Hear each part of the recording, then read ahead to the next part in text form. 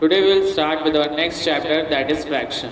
आज हम लोग जो कि हमारा नेक्स्ट चैप्टर फ्रैक्शन उसको स्टार्ट करेंगे। फ्रैक्शन क्या होता है? फ्रैक्शन मतलब होता है it represents a part of a whole. क्या करता है? कोई भी पूरी चीज होती है उसका एक पार्ट रिप्रेजेंट करता है। सपोज करिए ये एक बॉल है, ठीक है? क्या है ये? बॉल।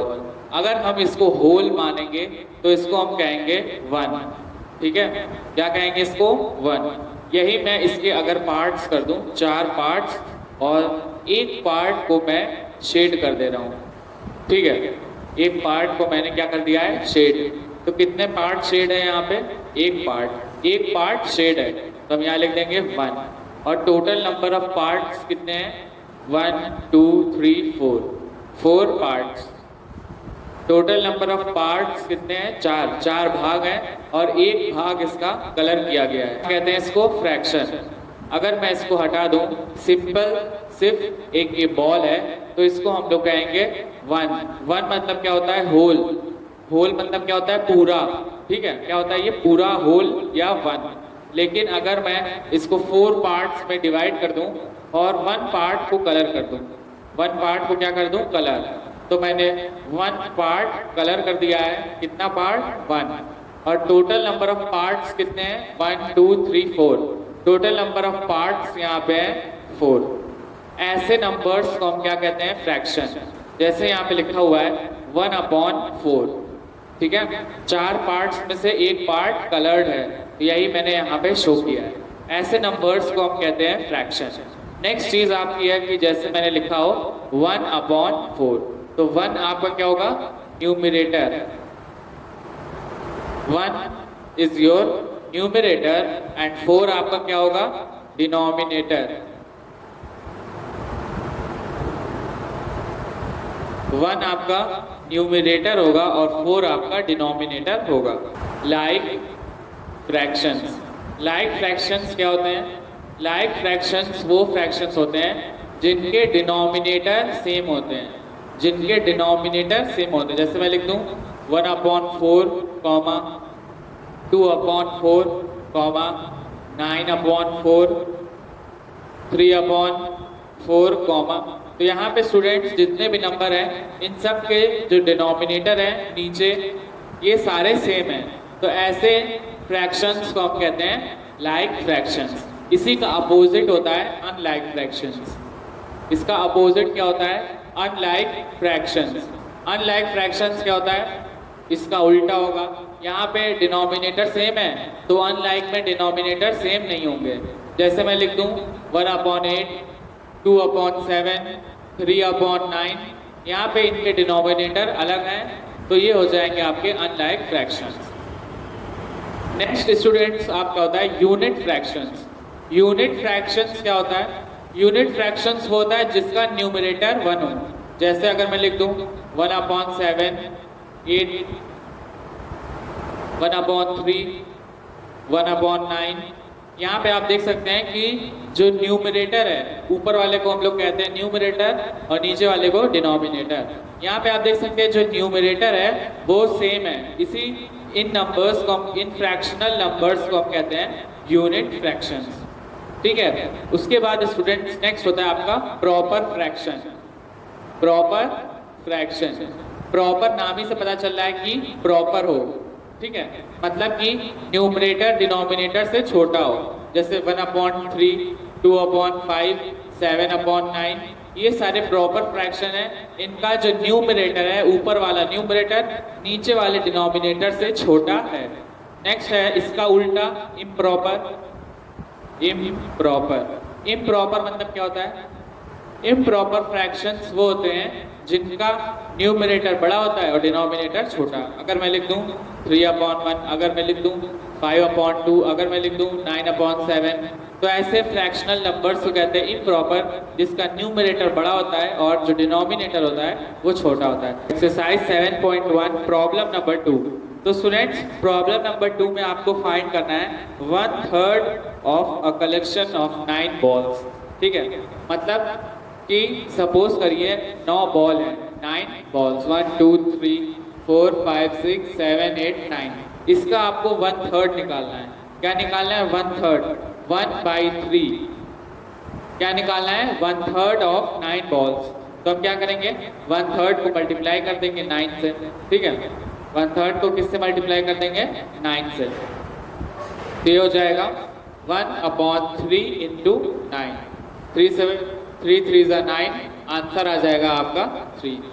1/3 जो होगा वो 3 बॉल्स के बराबर होगा। अब आइए पार्ट 2 पे। पार्ट 2 में आपको क्या करना है, 27 पेंसिल्स का 1/3 निकालना है। तो 1/3 इंटू 27 कर दीजिएगा, 3 9 27, 9 पेंसिल्स आएगी, ठीक है। तो यहाँ पे देखिए प्रॉब्लम नंबर 2 और प्रॉब्लम नंबर 3 एकदम सेम है, कुछ दोनों में सेम मेथड से आपको आंसर निकालना होगा। प्रॉब्लम नंबर 3 में स्टूडेंट्स आपको क्या करना है कि 20 ऑरेंजेस हैं, उसका आपको 2/3 निकालना है, 2/5।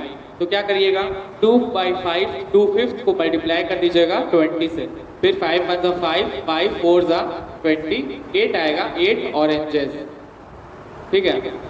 So in the same way you have to complete problem number 2 and problem number 3 and problem number 4 as well. Problem number 4 भी इसी पैटर्न पे बेस्ड है, तो problem 2, problem 3 and problem 4 इसको कर लीजिएगा। अब आइए problem number 6 पे। Problem number 6 में है कि which of these are groups of like fractions। मैंने आपको स्टार्टिंग में like fractions बताया था। like fractions वो होते हैं जिनका डिनोमिनेटर सेम होता है, जैसे 1/9, 2/9, 3/9। यहाँ पे आप देख सकते हैं कि जितना डिनोमिनेटर है वो सब सेम है, ठीक है। डिनोमिनेटर क्या है, सेम है। तो ऐसे फ्रैक्शनल नंबर्स जिनका डिनोमिनेटर सेम होता है उन्हें हम कहते हैं लाइक फ्रैक्शंस। तो आप यहाँ पे देखिए प्रॉब्लम नंबर 6 में जो थर्ड पार्ट है, थर्ड पार्ट और फिफ्थ पार्ट, 6 में third part and sixth part are like fractions. like fractions because क्यों है, their denominator because their denominator is same। उन लोगों का, उन नंबर्स का डिनोमिनेटर सेम है, इसीलिए थर्ड और सिक्स जो है वो लाइक फ्रैक्शन है। Problem number 7। प्रॉब्लम नंबर 7 में आपको प्रॉपर, इम्प्रॉपर और मिक्स्ड फ्रैक्शन बताना है कि कौन सा फ्रैक्शनल नंबर प्रॉपर है, कौन सा इम्प्रॉपर है। तो यहाँ पे पहला है 2/9। 2/9 आपका प्रॉपर फ्रैक्शन है। प्रॉपर फ्रैक्शन क्यों है, क्योंकि इसका जो न्यूमरेटर है वो डिनोमिनेटर से छोटा है, इसीलिए 2/9 आपका प्रॉपर फ्रैक्शन है। अब आइए पार्ट थर्ड में।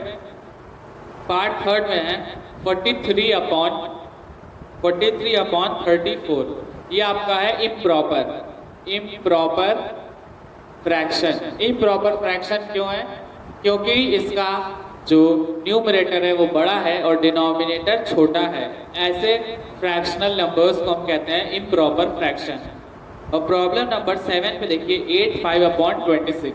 8 होल, इसको हम ऐसे पढ़ते हैं जैसे लिखा हुआ है, इसको हम पढ़ेंगे 8 होल 5/26, ठीक है। ये कैसे पढ़ेंगे, 8 होल 5/26। तो ऐसे नंबर्स को हम कहते हैं मिक्स्ड फ्रैक्शन, मिक्स्ड फ्रैक्शन, ठीक है। अब आइए प्रॉब्लम नंबर 8 पे। आई होप कि आपको डिफरेंस सब में पता चल गया होगा। Problem number 8। प्रॉब्लम नंबर 8 में देखिए which of the following are unit fractions. Unit fractions क्या होता है, यूनिट फ्रैक्शंस वह होते हैं जिनका न्यूमरेटर 1 होता है।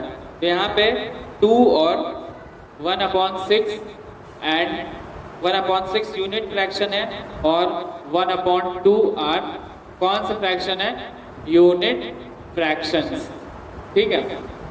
ये हो गया आपका प्रॉब्लम नंबर 8। अब आइए प्रॉब्लम नंबर 9 में। प्रॉब्लम नंबर 9 में आपको थोड़ा सा समझना पड़ेगा, बस थोड़ा सा। यहाँ पे देखिए मैं एक करके आपको बता दे रहा हूँ। 20/3 है, क्या लिखा है 20/3। इसका मतलब क्या हुआ कि 20 को हमें डिवाइड करना है 3 से। अगर मैं ये भी लिख दूं 20/3 तो इसमें कोई फर्क नहीं पड़ेगा। इसको आपको स्टूडेंट्स चेंज करना है मिक्स्ड फ्रैक्शन में। ये आपका इम्प्रॉपर फ्रैक्शन है, ठीक है, इसको आपको मिक्स्ड फ्रैक्शन में चेंज करना है। तो ऐसा केस आएगा तो आप डिवाइड कर दीजिएगा 20/3। सिंपल है, मैंने कुछ नहीं किया है। यहाँ पे दिया हुआ था कि 20 डिवाइडेड बाई 3, बस मैंने इसका फॉर्म चेंज कर दिया। फिर मैं 3 की टेबल पढ़ूंगा ताकि 20 आए या उससे कम आए। तो 3 6 18, 3 6 18 और रिमाइंडर आएगा 2। अब इसको चेंज करने के लिए मिक्स फ्रैक्शन में हम क्या करते हैं कि जो क्वोशिएंट होता है उसको सबसे पहले ले लेते हैं, ठीक है। तो ये हो जाएगा 6 होल, फिर रिमाइंडर अपॉन डिवाइजर। ये हो गया आपका क्वोशिएंट, ये हो गया आपका रिमाइंडर और ये हो गया आपका डिवाइजर। तो हम क्या कहते हैं, पहले क्वोशिएंट को बड़े से लिख देते हैं, होल लिख देते हैं, उसके बाद रिमाइंडर लिख देते हैं, ये हो जाएगा 2, अपॉन की लाइन खींच देते हैं, डिवाइजर लिख देते हैं 3।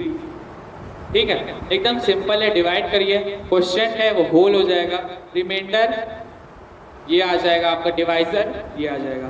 तो ये आपका प्रॉब्लम नंबर 9 का मिक्स फ्रैक्शन हो गया है। इसी तरीके से जितने पार्ट्स हैं आप लोग कर लीजिएगा। अब आइए प्रॉब्लम नंबर 10 में, ठीक है। प्रॉब्लम नंबर 10 है। In problem number 10 you have to convert the mix fraction into proper. Mix fraction दिया हुआ है 1 होल 1 अपॉन 8, 1 होल 1 अपॉन 8। इसको आपको कन्वर्ट करना है किसमें, इम्प्रॉपर फ्रैक्शन में। तो हम क्या करते हैं कि 8 को 1 से मल्टीप्लाई कर देते हैं, ठीक है। 8 को क्या करते हैं, 1 से मल्टीप्लाई कर देते हैं। उसके बाद हम उसमें जो ऊपर वाला नंबर होता है 1 वो ऐड कर देते हैं, प्लस 1, ठीक है, अपॉन कर देंगे 8। बस यही करना है। ये हो जाएगा 8 1 8 और प्लस 1 9 अपॉन 8।